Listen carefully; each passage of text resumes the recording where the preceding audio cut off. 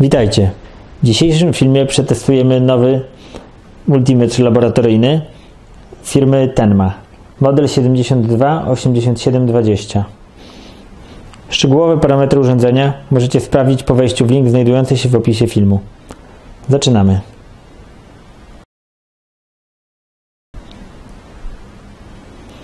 W zestawie otrzymujemy przewód zasilający na rynek brytyjski, przewód zasilający na rynek europejski, instrukcję obsługi dosyć pokaźną i wyczerpującą, niestety w języku angielskim, krótka instrukcja na temat otwarcia górnej klapy, ale o tym za chwilę, oprogramowanie na PC-ta i ku memu miłemu zaskoczeniu komplet baterii do urządzenia. W pozostałych urządzeniach, które testowaliśmy, nie było bateryjek dostarczonych. W zestawie, oprócz wspomnianych wcześniej rzeczy, pod chytrą klapką z góry, może spróbuję ją pokazać,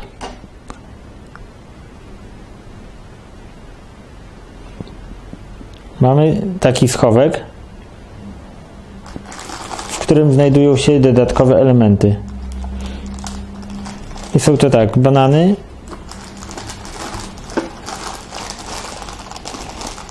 przewody do multimetru, czujnik temperatury, przewód USB do PC-ta oraz taki konektor do podłączania na przykład kondensatorów, tak? Głębiej mamy schowek na baterię. Tak, czyli multimetr może nam pracować na bateriach lub z zasilania sieciowego. Natomiast tutaj pod tą małą klapką mamy dodatkowo bezpieczniki od amperomierza. 500 mA 10 A. Wygodne i poręczne. Na wypadek przepalenia możemy szybko wymienić. Chciałbym jeszcze Wam powiedzieć co nieco na temat akcesoriów dostarczonych wraz z multimetrem. Na przykład przewody pomiarowe są wyposażone w takie ciekawe kapturki. Wydaje się to dość prozaiczną sprawą, natomiast na co dzień przy naprawach różnego rodzaju sprzętu i przy dokonywaniu pomiarów jest to mega wygodny temat, który uniemożliwia nam w trudno dostępnych miejscach zwarcie końcówką jakichś elementów. Ci, którzy na co dzień zajmują się elektroniką, wiedzą, o czym mówię. Natomiast możemy je swobodnie zdjąć. No, tak swobodnie to może za dużo powiedziane, ale musi się to trzymać, tak? Po zdjęciu ich mamy typowe końcówki zwykłego multimetru, tak? Z wyposażenia dodatkowego mamy krokodylki, które możemy sobie założyć, jeżeli mamy taką potrzebę,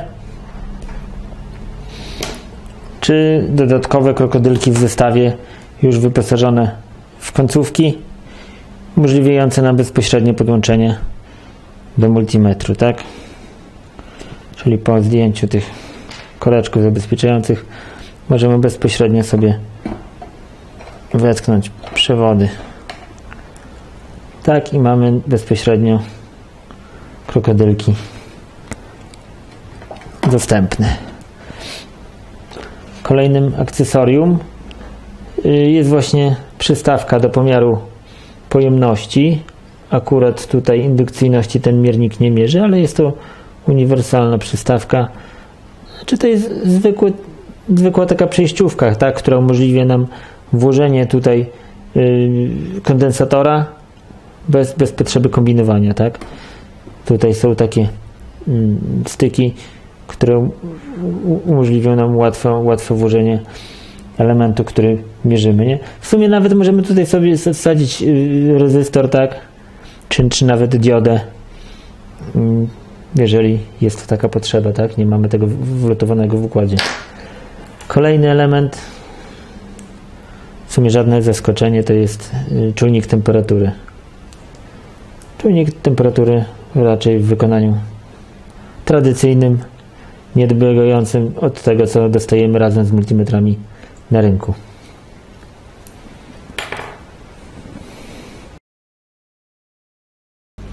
Urządzenie jest wykonane solidnie. Znajduje się całkowicie w plastikowej obudowie, przez co jest dosyć lekkie i poręczne. No, skoro to ma być urządzenie również mobilne z uwagi na możliwość zasilania bateryjnego, jest to dosyć istotne. Jest spasowane, elementy pomarańczowe są wykonane z lekko elastycznej gumy. Na dole miernika mamy 4 gumowe podstawki zapewniające nam większą sztywność urządzenia i stabilność. Z tyłu urządzenia znajdziemy złącze zasilania, wyłącznik sieciowy odcinający od sieci urządzenie, przełącznik AC/DC przełączający zasilanie z sieci bądź zasilanie bateryjne, 2 złącza USB oraz RS232 do podłączenia multimetru z komputerem PC. Na panelu przednim większą część zajmuje wyświetlacz ciekłokrystaliczny numeryczny.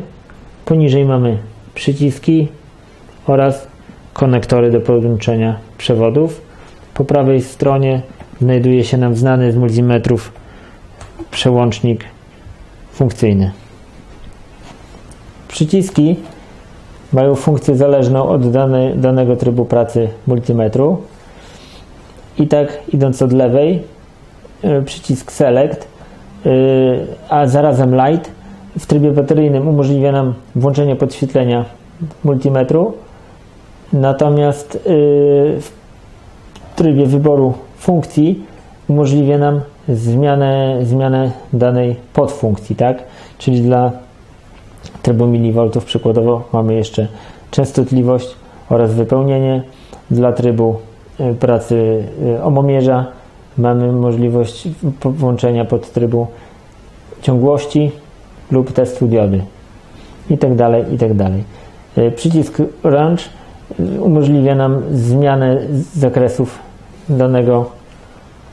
danej funkcji, czyli dla przykładu w trybie woltomierza możemy zmieniać sobie zakres, na jakim się znajdujemy. Przycisk Store jest używany do zapisu danych próbek. Przycisk Recall to jest wyświetlenie próbek w pamięci urządzenia i wyświetlenie ich po kolei. Przycisk Setup ustawienie miernika. Przycisk Send używany jest również jako kursor w lewo lub kursor w prawo max-min i używany jest do wysłania danych z miernika do komputera. Maksimum, minimum, włączenie w mierniku funkcji zapamiętywania maksymalnego i minimalnego wskazania danej wartości mierzonej. Dalej mamy przycisk Reel i Hold, które mają również funkcje minus i plus w momencie ustawiania różnych funkcji. Następnie jest przycisk Exit, który umożliwia nam wyjście do głównego menu z różnych podfunkcji, oraz podfunkcja Peak umożliwiająca łapanie dosłownie pików napięć, tak? Czyli krótkich jakichś tam szpilek jest nam w stanie ten multimetr zmierzyć, wyłapać i przedstawić. Włączamy urządzenie łącznikiem z tyłu. Po chwili jest gotowe do pracy. Na dole mamy konektory do podłączenia przewodów. I tak, zacznę od czarnego. Czarny to jest główny, czyli tak zwana masa. Ten skrajny to jest do pomiarów napięcia, wysokich napięć, tak? Czyli napięcie zmienne lub stałe. Tutaj mierzymy z kolei wszystkie wartości i te małe, czyli rezystancja, milivolty, pojemność, temperaturę i częstotliwość. Na tym złączu mamy miliamperomierz i mikroamperomierz, a na tym złączu amperomierz. W odróżnieniu od mierników takich przenośnych możemy zauważyć, że występuje właśnie dodatkowe te złącze. Zazwyczaj w tych małych mierniczkach przenośnych to i to złącze mamy zintegrowane, tak? No tutaj niestety będziemy musieli każdorazowo przełączać w momencie, gdy będziemy chcieli zmierzyć jakieś większe napięcia. Na górze nad konektorkami mamy przyciski funkcyjne, które w zależności od danej funkcji wybranej tutaj na tym kółku taką funkcję pełnią. Natomiast niektóre są na tyle uniwersalne, że postaram się je omówić. Pierwszy przycisk, ten niebieski, w trybie bateryjnym pozwala na włączenie podświetlania. Tryb podświetlania w trybie bateryjnym można ustawić na wyłączony albo właśnie na wyzwalane tym przyciskiem i w zależności od ustawień w mierniku na taki okres nam się to zaświeci. Następny przycisk, jeszcze ten przycisk Select służy nam do wyboru podfunkcji na danej funkcji miernika i tutaj przykładowo dla milivoltów mamy podfunkcję jeszcze herców, tak, czyli częstotliwość oraz duty, czyli wypełnienie. Tutaj na wyświetlaczu oczywiście nam zmieniają się stosowne ikonki, tak. Stryknijmy, tutaj mamy milivolty, teraz mamy autoręcz, czyli zakres automatyczny i wypełnienie i milivolty. Na każdej z funkcji, czyli na przykład dla woltomierza napięcia stałego, kolejny przycisk to jest range, czyli zakres. Tutaj mamy informację, że jest autozakres, tak, czyli miernik sam będzie się nam przyłączał w zależności od napięcia wejściowego. Natomiast w tej pozycji mamy informację, na jakim zakresie w danym momencie się znajdujemy. Możemy ręcznie wymusić na mierniku wybór danego zakresu i teraz mamy 40 V, 400 V i 1000 V dla napięcia stałego. Kolejnym przyciskiem jest przycisk Store. Służy do zapamiętywania, że tak powiem, pomiarów, tak? Jest to dosyć ciekawa funkcja, umożliwia nam ona zautomatyzowanie pomiarów wykonywanych za pomocą miernika. Ja może zaprezentuję to na przykładzie termometru. Przyłączymy sobie funkcję termometr.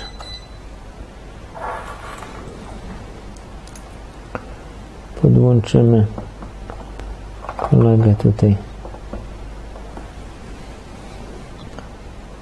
pod termometr, tak? Tylko wyjdźmy z tej funkcji, tak, i mamy napięcie, mamy temperaturę 22 stopnie. Wchodzimy w funkcję Store, zapamiętaj, i mamy informację, że jest poprzednio zapamiętanych 14 pomiarów. Jeszcze raz wciskamy Store i tutaj mamy przycisk S, mamy informację, z jakim interwałem mają być wykonywane pomiary. Ustawimy sobie, że co 1 sekundę, żeby było bardziej obrazowo to widać.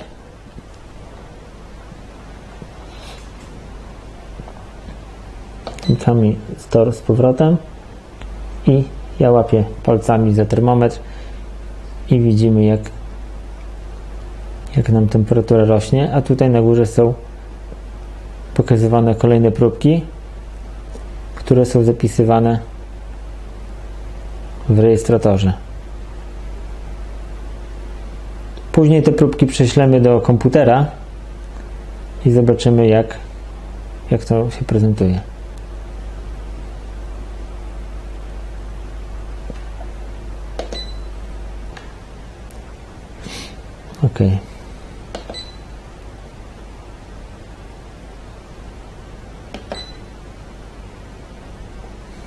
Teraz, żeby zobaczyć próbki, możemy wcisnąć przycisk Recall i właśnie za pomocą przycisku plus i minus, tak jak mówiłem, przyciski pełnią różnorakie funkcje.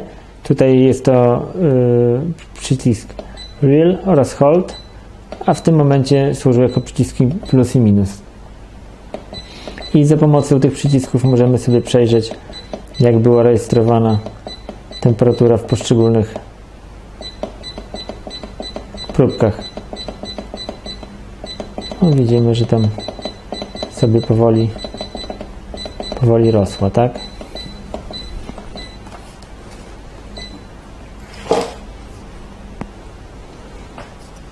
Kolejnym przyciskiem jest przycisk Setup. Służy on do wejścia w ustawienie miernika. Przepraszam, musimy wyjść przyciskiem Exit. Przycisk Setup. Po wejściu w tryb Setup pojawia nam się kilka funkcji, które są opisane w instrukcji, ale ja Wam to postaram się przedstawić. Na pierwszej pozycji mamy Low Set. Możemy tutaj ustawić próg, po przekroczeniu którego będzie nam miernik pikał, informując, że ten próg został przekroczony. Następny element to jest próg High, tak? Czyli próg górny, który też możemy ustawić. Sprawdźmy, jak to wygląda, tak? A możemy sobie ustawić jakąś wartość, tak? I po przekroczeniu tej wartości będzie nam miernik informował.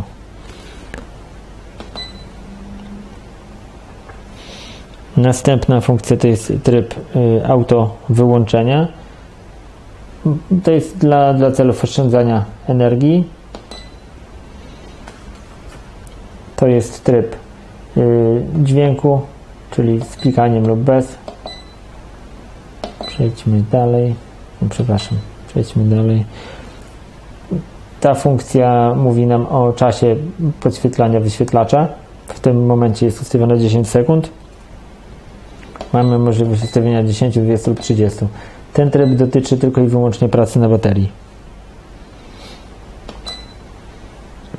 Kolejną funkcją jest tryb pracy tego analogowego na samym spodzie wyświetlacza, tak? W tym momencie 0 mamy z lewej strony, a maksymalna wartość po prawej. Natomiast możemy zmienić sobie na tryb 0 centralnego, czyli 0 mamy po środku. Minus 4 i plus 4 lub wyłączony całkowicie bar graph. Włączmy sobie go z powrotem. A dla zmiany zostawmy go w takim trybie.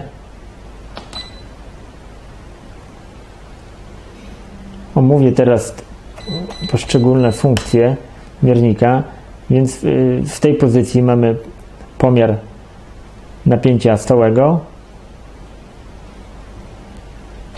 pomiar napięcia zmiennego. Dodatkowo w tym trybie miernik mierzy również częstotliwość napięcia, które jest podane. W tym trybie miernik mierzy nam napięcie w milivoltach oraz mamy podfunkcję częstotliwości i wypełnienia. Kolejna pozycja to jest tryb pracy jako omomierz. Tu mamy teraz podłączoną czujnik temperatury, więc na pewno nam wskazuje jakąś tam rezystancję. Przyciskiem Select przełączamy w tryb ciągłości. Zaprezentujmy.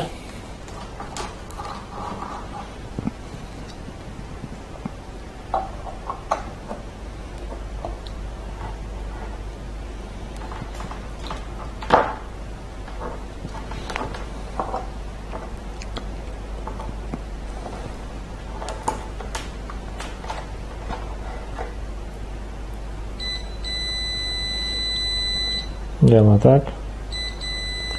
Tryb ciągłości lub tryb testowania diod. Następny zakres jest to zakres dla pomiaru pojemności. Pojemność możemy mierzyć przy pomocy tych konektorów, jak i przy pomocy przystawki, którą wcześniej Wam pokazywałem, w którą możemy bezpośrednio sobie wtykać kondensatory i mierzyć pojemność. Jako ciekawostkę podam, że urządzenie umożliwia pomiar kondensatorów do 40 mF. Z uwagi na tak duże pojemności czas ładowania kondensatora jest dosyć długi i na tym dolnym bar grafie jest w tym momencie przedstawiany proces ładowania kondensatora, tak? Wtedy użytkownik widzi, że miernik się nie zawiesił i coś się dzieje, tak? Czyli cały czas kondensator jest ładowany i jest na tym wyświetlaczu ładnie to wszystko przedstawione. Kolejny tryb to jest tryb pracy termometru, który już tam prezentowałem. Przyciskiem Select zmieniamy sobie stopnie z Celsjusza do Fahrenheita.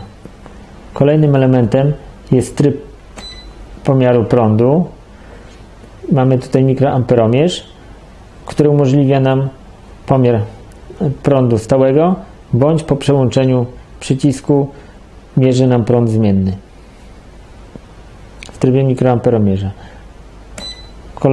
Kolejna funkcja jest to tryb pomiaru miliamperomierza i tak samo przyciskiem Select zmieniamy sobie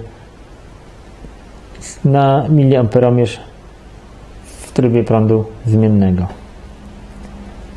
I ostatni zakres jest to tryb amperomierza dla zakresu 10 A i tak samo mamy tutaj tryb amperomierza oraz amperomierza dla trybu prądu zmiennego.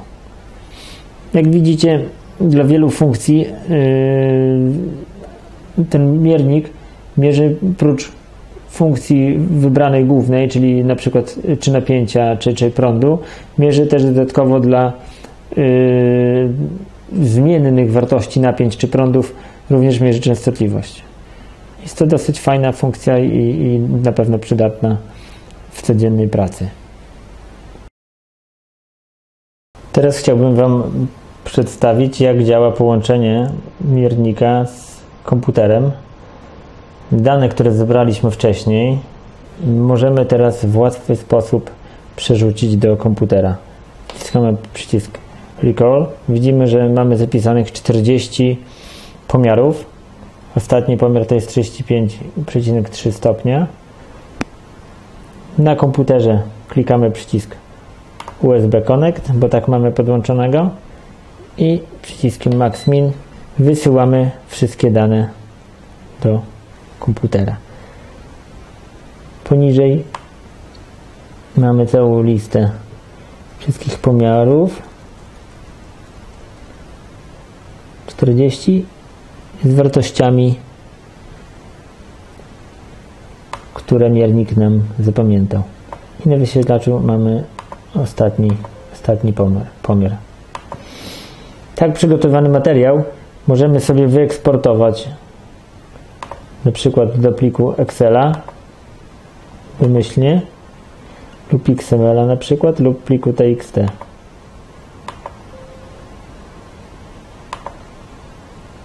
I możemy zobaczyć na przykład w pliku TXT, jak to nam wygląda, tak? Mamy wszystkie wartości i możemy sobie już z tym materiałem zrobić, co nam się żywnie podoba. Urządzenie znajdzie miejsce w każdym laboratorium, czy też u elektronika hobbysty. Jest to bardzo rozbudowany sprzęt. Zasilanie bateryjne umożliwi też pracę gdzieś że tak powiem, w terenie, czyli świetnie się sprawdzi również w warsztatach samochodowych czy innych podobnych tego typu firmach.